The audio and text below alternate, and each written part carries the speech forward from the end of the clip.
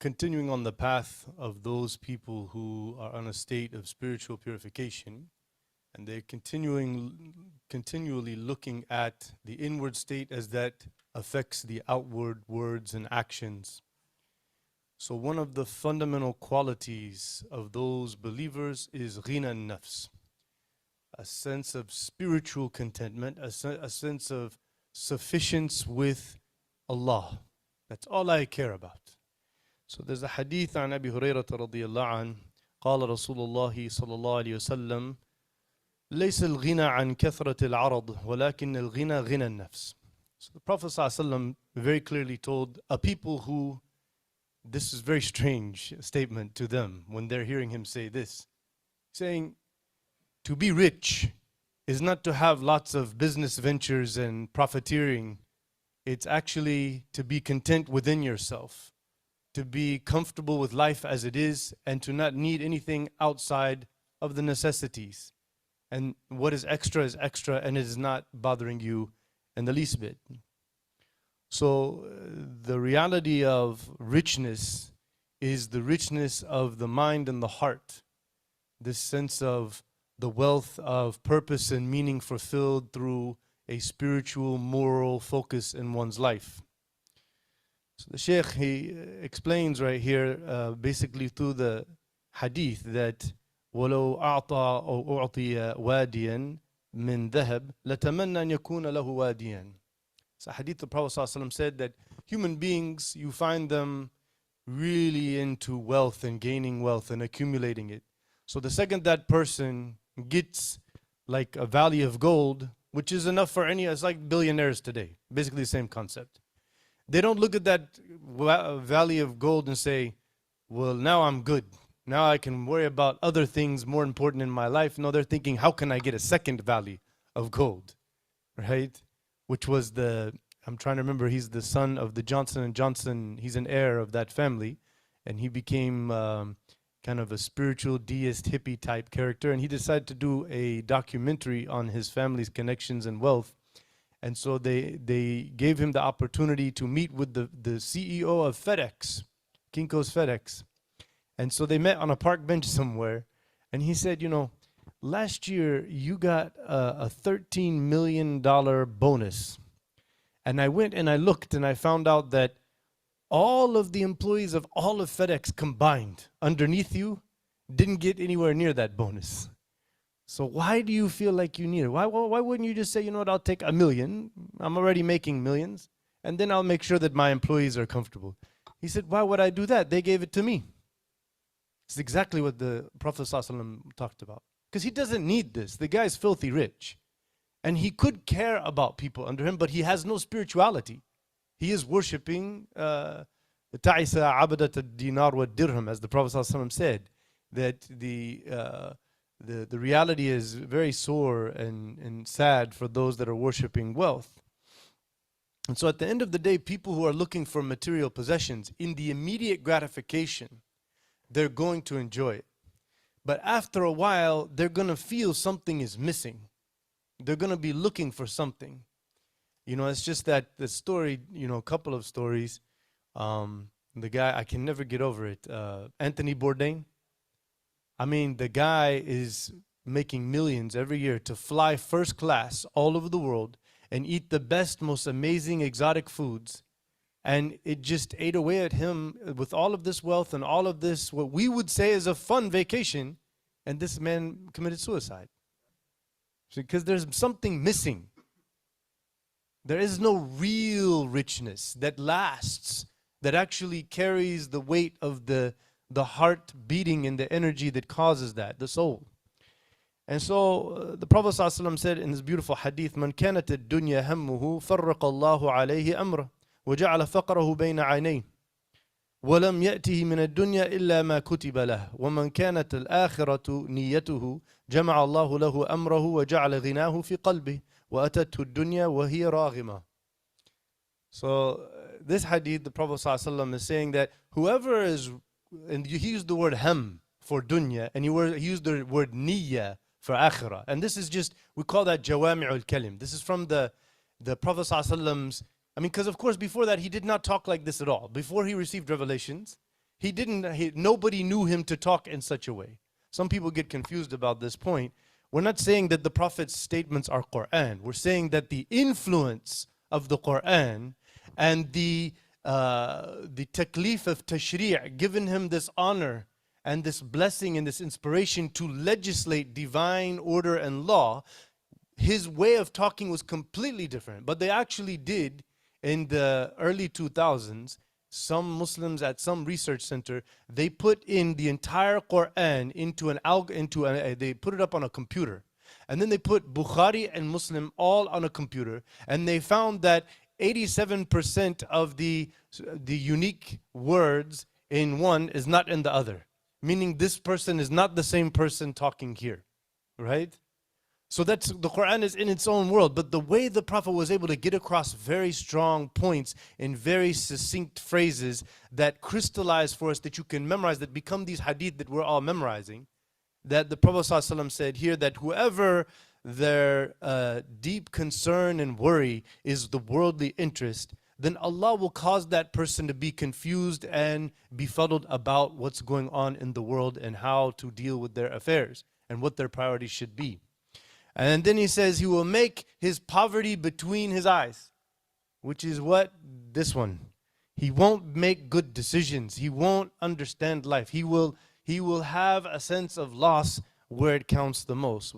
And then whenever the world comes to that person, all they're getting is what he was allowed to have. But whoever's intention is for the hereafter, then Allah will make that person a very clear, succinct person with a purpose and a meaning, and they will have this sense of contentment in the heart. And he said, if you look, it was here where he talked about whenever it was dunya, but then when it was akhirah, it was here, which we all know. Some people think this is pseudoscience. We don't need science to answer all of our problems, okay? But when you feel some intense feeling, it comes from here all the way to the back. From in the middle, around here to the back, you feel deep feelings of depth in there, right? These are just fleeting thoughts that are confusing and you're trying to navigate. But when it digs down into here, that's why the shaitan wants to get in here, so that your worries are things that are worldly and your deep feelings and emotions are related to worldly interests. That's what shaitan's trying to do. Because if your heart is in the right place, when these things come, these thoughts, this heart will overpower that, because the light will come out and shine on that darkness. So then in the next point here, he makes the point that, we look in the examples. And so we look at Umar ibn Abdul Aziz radiallahu ta'ala anhu. Many scholars called him the fifth, righteous guided caliph. Because after some time, after Ali ibn Abi Talib radiallahu anhu, mashallah, Hassan was probably also part of that as well. But it was some years, and then Umar ibn Abdul Aziz came into the position of authority, and he was a very different and brought back that prophetic model. And so in that time, there's a great scholar from the Tabi'een. His name's Malik ibn Dinar. He's a very famous sage and spiritual leader. So Malik ibn Dinar, he says, people tell me that I'm Zahid. They say, Malik, you are an ascetic man who's rejected the world and materialism. And he said, إِنَّمَا الزَّاهِدُ عُمَرُ بْنَ عَبْدِ الْعَزِيزِ الَّذِي أَتَتْهُ الدُّنْيَا فَتَرَكَهَا. He said, I am a person who was raised in a very simple family and I don't have much. So it's easy for me to be Zahid. But Umar ibn Abdul Aziz had everything he wanted and he could care less. He actually expunged the palace from all of the extra wealth and gold and concubines and things like that. He got rid of all of that whenever he came in there. He was like, this is not what we came for. This is not what the Islam is. And so there is actually a historical report that one of the, they call him Malik Rum, probably one of the ruling governors. Sometimes they exaggerate in our history how many numbers and who was the king and all that. But one of the ruling figures, when they heard that Umar ibn Abdul Aziz died, basically he said, إِنِّي لَسْتُ عَجَبْ مِنَ الرَّاهِبِ إن أغلق عليه بابه ورفض الدنيا وترهب وتعبد ولكن العجب ممن كانت الدنيا تحت قدميه ثم رفضها وتعبد. So he says that I am not very impressed, this ruler in Rome. When we have the monks that they've gone into poverty. They're normally just not very wealthy people. And so then they decide, well, I'm going to go into the church and I'll be a holy man and worship all day. He was like, but this person who has all this wealth, but he was known for spiritual focus and worship, and he balanced between all of that.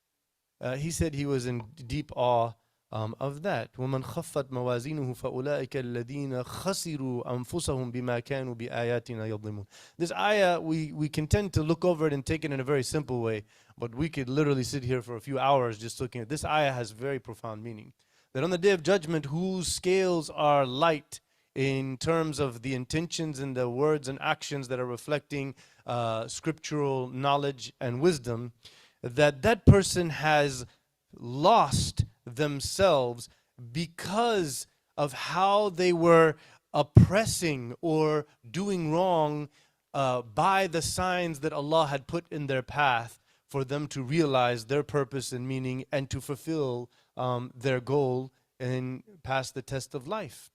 And so the ayah is basically saying that we are always surrounded with those things that will show us what matters. The purpose of life, the creator, the one that gives things purpose and meaning, the one that gives our life meaning, going to him and seeking contentment through him in his remembrance, in following the prophetic legacy, sacrificing one's selfish, egotistical desires for the purpose of altruism and benevolent service to the world. This is what gives everyone. And by the way, there's a documentary called Happy, if you have not seen it, on Prime. It's free. It's mind-blowing how they went around the world and they investigated who are the happiest people. And they found out that some of the most miserable people are the wealthy countries of the world and the wealthy areas. But people who have good social connections, people who eat a decent diet, people who get out and talk with other people, people who do service projects for others, these are the most happy people. No matter what their wealth is, it didn't mean anything, right? And so that's where we've lost the point when we are worried about worldly material gains. Ibn al-Qayyim al-Jawziyya, he basically goes into a deep analysis of this point. He says, ذَلِكَ أَنَّ غِنَى النَّفْسِ كُلَّمَا زِيدَ فِي عِلْمِهِ زِيدَ فِي تَوَاضُعِهِ وَرَحْمَتِهِ. So if you are content as a soul, then when you gain more knowledge, and you increase in your knowledge and understanding of life and religion and everything, then you are increased in humility and in your benevolence and your compassion towards others. وَكُلَّمَا زِيدَ فِي عَمَلِهِ زِيدَ فِي خَوْفِهِ وَحَذَرِهِ. The more the person does actions that are pleasing to Allah, the more they're concerned about the day of judgment, and they're thinking that I need to be cautious about how I live my life. وَكُلَّمَا زِيدَ فِي عُمْرِهِ نَقَصَ مِنْ حِرْصِهِ. And as the person it gets older, then they lose any worries about how I can get more and do more. So he says, وَكُلَّمَا زِيدَ فِي مَالِهِ زِيدَ فِي سَخَائِهِ وَبَذْلِهِ. And when that person is increased in wealth, then they're increased in the desire to give more of it to others and sacrifice their wealth for the needs of others. وكلما زيد في قدره وجاهه زيد في قربه من الناس وقضاء حوائجهم والتواضع لهم وهذا طريق السعادة والفلاح. So he says, and then when the person is increased in honor and people respect and hold that person high, then they feel the need to be close to the people and support their needs and be humble and serving their best interests. وأما فقير النفس فإنه كلما زيد في علمه زيد في تكبره وتهيه. So this is the person who is weak in their soul and they don't understand what life's about. When they gain more knowledge, they start to feel better than everyone else. So I know more and I'm the person of knowledge. وكلما زيد في عمله زيد في فخره واحتقاره للناس وحسن ظني بنفسه. So he says, and then when that person does more work and they do more actions that are beneficial and all of that, then they see themselves as proud of their position and they look down on others because they're not on their level, and they start to think that I'm the one that's doing right and I feel content in my work that I do. وَكُلَّمَا زِيدَ فِي عُمْرِهِ زِيدَ فِي حِرْصِهِ. And as they get older, they're worried about how I can get more, how I can do more things, as they're worried about death.